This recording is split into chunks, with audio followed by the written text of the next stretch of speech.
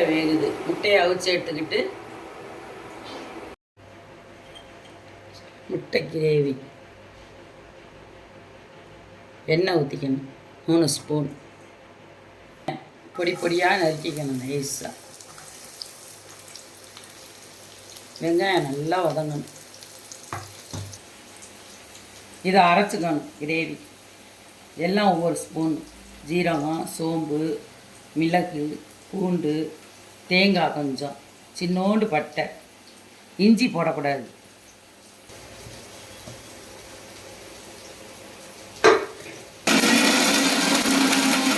நல்லா வெங்காயம் வதங்கிக்கிட்டு ஒரு தக்காளி பழம் போடணும். பொடி பொடியாக நறுக்கிக்கங்க தக்காளியை.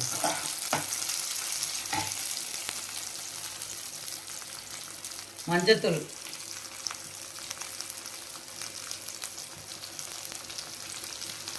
உப்பு கொஞ்சம்,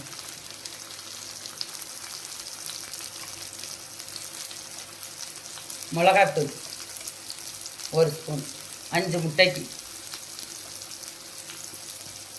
இது நல்லா வதங்கினோன்னே அரைச்சதை இதில் ஊற்றணும். வெங்காயம், தக்காளி, மிளகாத்தூள், மஞ்சத்தூள் எல்லாம் போட்டு நல்லா வதங்கிடுச்சு. உப்பெல்லாம் போட்டு இப்போ இந்த மசாலா ஊற்றணும்.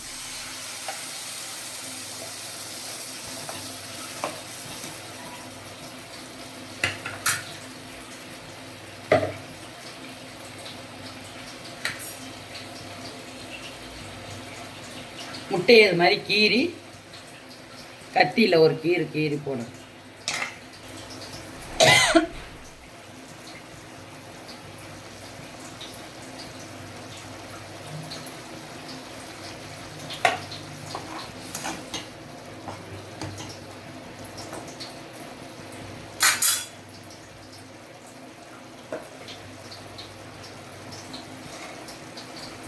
கிரேவி ரெடி ஆயிடுச்சு. லைக் பண்ணுங்கள், ஷேர் பண்ணுங்கள், சப்ஸ்கிரைப் பண்ணுங்கள்.